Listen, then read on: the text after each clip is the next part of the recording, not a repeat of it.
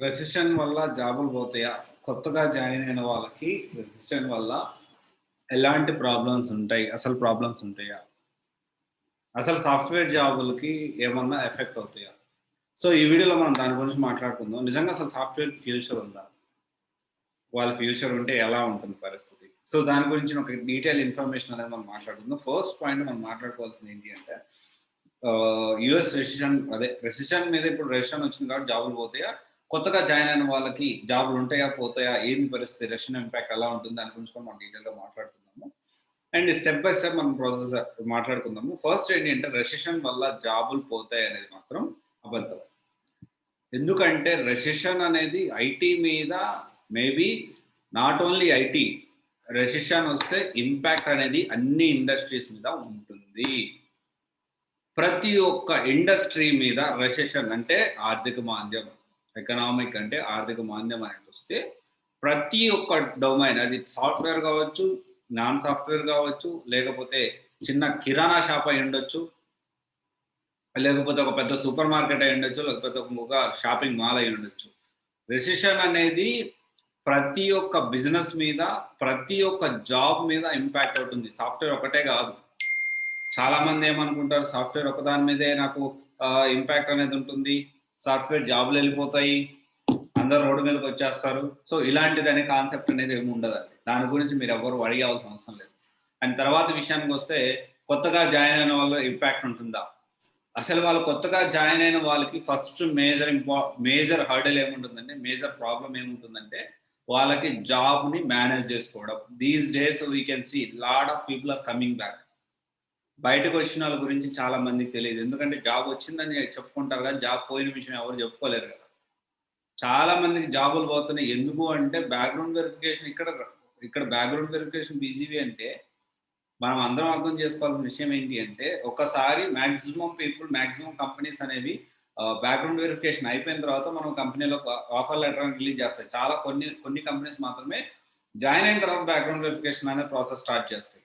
చాలా మంది ఇమ్మీడియేట్‌గా నేను జాబ్‌లో జాయిన్ అయ్యి వెంటనే అంటే జాబ్‌లో జాయిన్ అవ్వకముందే బ్యాక్‌గ్రౌండ్ వెరిఫికేషన్ పోయి చాలా మందికి ఆఫర్ లెటర్ రిలీజ్ కాదు. ఒకవేళ ఆఫర్ లెటర్ రిలీజ్ అయిందంటే most of the companies background verification అయిన తర్వాత వస్తుంది. కానీ మళ్ళీ బ్యాక్‌గ్రౌండ్ వెరిఫికేషన్ ఎప్పుడు చేస్తారంటే if you are not able to do the job. మీరు వాళ్ళు అడిగే మాటలకి ఆము అని నోరు తెరుస్తా ఉన్నారు. నోరు తెరవమంటే కళ్ళు తెరుస్తా ఉన్నారు. ఎందుకంటే మినిమమ్ కనీసం ప్రాక్టీస్ కూడా చేయలేదు. కోర్స్ అన్నా తీసుకున్నారు. ఇంటర్న్‌షిప్ గురించి, ప్రాజెక్ట్స్ గురించి, హ్యాండ్స్ ఆన్ ఎక్స్‌పీరియన్స్ గురించి తర్వాత సంగతి. అట్‌లీస్ట్ మనం తీసుకున్న కోర్స్ అన్నా గాని ప్రాపర్‌గా ప్రాక్టీస్ చేయలేదు. వాళ్ళెవరో ఇంకోటి చేపించారు. ఇప్పుడు డైరెక్ట్‌గా జాబ్‌లోకి వెళ్ళిపోయారు. 4 ఇయర్స్ ఎక్స్‌పీరియన్స్ పెట్టుకొని ఎళ్లి సీట్‌లో కూర్చున్నారు. వాళ్ళొకటి చెప్తే మనం ఒకటి మాట్లాడుతా ఉన్నాం. డెఫినిట్‌గా వాళ్ళకి అనుమానం వస్తది. వాళ్ళేమనుకుంటారు, అరే! ఈడు జెన్యూన్ పర్సన్ కాదురా అని చెప్పి మళ్ళీ ఒకసారి క్రాస్ వెరిఫై చేయండిరా అని చెప్పి హెచ్ఆర్‌కి ఇంటిమేట్ చేస్తారు. హెచ్ఆర్‌కి ఇంటిమేట్ చేసి ఏం చేస్తారంటే మళ్ళీ రీవెరిఫై చేస్తారు. రీవెరిఫికేషన్‌లో పోతది. కానీ ఈళ్ళు వచ్చి చెప్పేదేంటంటే నాకు బ్యాక్‌గ్రౌండ్ వెరిఫికేషన్‌లో పోయిందండి. పర్ఫార్మెన్స్ బానే ఉంది. కానీ నీకు మెయిల్ ఏమని వస్తది? బ్యాక్‌గ్రౌండ్ వెరిఫికేషన్ ఫెయిల్ అనే వస్తది. కానీ యాక్చువల్లీ జరిగిందేంటి? నువ్వు సబ్జెక్ట్ మేనేజ్ చేయలేకపోయావు. ప్రాపర్‌గా సబ్జెక్ట్ లేకుండా ఏదైనా గాని నాట్ పాసిబుల్. ఇంకొంతమంది అంటారు.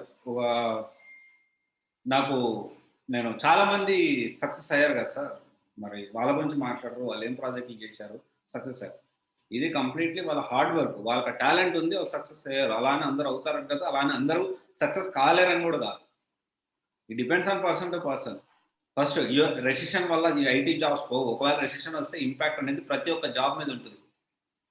అండ్ సాఫ్ట్‌వేర్ ఫ్యూచర్ ఉందా అంటే ఆఫ్‌కోర్స్ ఫ్యూచర్ ఉంది. సాఫ్ట్‌వేర్ ఖచ్చితంగా కెరియర్‌లో గాని సాఫ్ట్‌వేర్ సంబంధించి సస్టైన్ అవ్వాలి అంటే you need to focus. You need to update each and every time. ఈ డొమైన్ ఉంది. ఒక డొమైన్ తీసుకున్నావు. జావా ఫుల్ స్టాకే తీసుకున్నావు. లేకపోతే టెస్టింగే తీసుకున్నావు. ఇంకోటే తీసుకున్నావు. టెస్టింగ్ ఉంది. టెస్టింగ్‌లో నేను ఒక మాన్యువల్ నేర్చుకుంటా అంటే కుదరదు. దాంతో పాటు మాన్యువల్ జావా సెలినియం ప్లాన్ చేసుకోవాలి. అది కూడా కాకపోతే ఇంకేం ప్లాన్ చేసుకోవాలి. ఇంకా ప్రెజెంట్ అప్‌డేటెడ్ వెర్షన్స్ వస్తాయి. So, you need to prepare your mind set to upgrade everything. Software ఖచ్చితంగా గ్యారంటీ ఉంటదా? సెక్యూర్డ్ ఉంటదా ఫ్యూచరు? ఒక్క గవర్నమెంట్ జాబ్ తప్ప ఏ జాబ్‌కి కూడా సెక్యూరిటీ అనేది ఉండదు. Only security you have is whatever you are getting knowledge and skill over a period of time.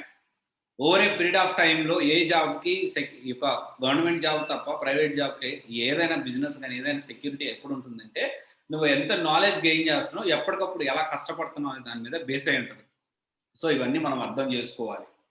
Unless తెలుసుకోకుండా మనం ఏం చేస్తాం, కొన్ని రోజులు ఒక డొమైన్ నేర్చుకుంటాం, దాని మీదే తెచ్చుకోవాలంటే దాని మీదే కావాల్సి ఉంటుంది. ఒక 6 నెలలు టైం వేస్ట్ అవుతుంది, 7 నెలలు టైం వేస్ట్ అవుతుంది. తర్వాత ఇంకొక డొమైన్ మీద ట్రై చేస్తాం, ఇంకో 2 రోజుల తర్వాత ఇంకో డొమైన్ మీద ట్రై చేస్తాం. ఈ విధంగా ఏంటంటే మనం ఏంటంటే ఆ డొమైన్ ఈ డొమైన్ అని టైం వేస్ట్ చేసుకుంటాం. తర్వాత ఏం చేస్తాం, ఏం చేయాలని బాగా. సో ప్రాపర్గా గైడెన్స్ అనేది ఉండాలి. ఇక్కడ ప్రాపర్ ప్లాన్ చేసుకోండి, ఎట్లా చేయాలి, ఈ స్టెప్ తీసుకున్నాం, ఈ డొమైన్ తీసుకున్నాం, ఈ డొమైన్లో ఎంతవరకు పాసిబిలిటీ ఉంది. ఈరోజు ఒక 15 సంవత్సరాలు 20 సంవత్సరాలు ఒక సాఫ్ట్వేర్ ఒక డొమైన్ మీద చెప్తున్నారు. అదే 20 సంవత్సరాల్లో కాకుండా దాని ముందు 10 సంవత్సరాల్లోనే దానికంటే బెటర్ సాఫ్ట్వేర్ వచ్చింది. షిఫ్ట్ అవ్వాలి, నేర్చుకోవడానికి రెడీ ఉండాలి దాన్ని. ఓకే, ఇది ఒకసారి ఆలోచించండి. సెక్యూరిటీ, చాలా మంది సాఫ్ట్వేర్ సెక్యూరిటీ ఉంటుందా అంటే సాఫ్ట్వేర్కి సెక్యూరిటీ, సాఫ్ట్వేర్ కాదు ఏ ప్రైవేట్ జాబ్కి సెక్యూరిటీ లేదు. This is the harsh reality. The only security you have is your knowledge and skill over what you have learned over a period of time. Over a period of time లో నువ్వు ఏదైతే నేర్చుకున్నావో ఎప్పటికప్పుడు ఆ mind set, ఆ నేర్చుకున్న విషయాలే నీకు security. Knowledge అనేది ఇక్కడ చాలా ఇంపార్టెంట్. సబ్జెక్ట్ అనేది నేర్చుకోండి. ఓకే, ఇవన్నీ సబ్జెక్ట్ నేర్చుకోకుండా మాత్రం మీరు ఏం చేసినా కానీ టైం వేస్ట్. సబ్జెక్ట్ నేర్చుకోండి, మీరు ఏమన్నా చేయొచ్చు. కంపెనీస్ కూడా ఒక్కొక్కసారి ఫేక్ ఎక్స్పీరియన్స్ పెట్టి వెళ్ళినా కానీ సబ్జెక్ట్ ఉంటే, అరే ఇది సబ్జెక్ట్ ఉంది కదా మేము తీసుకుంటాము అని చెప్పి తీసుకొని కంటిన్యూ చేసిన సందర్భాలు చాలా ఉన్నాయి. టాప్ ఎంఎన్సీ కంపెనీలో కాదు, కొంచెం చిన్న కంపెనీస్లో.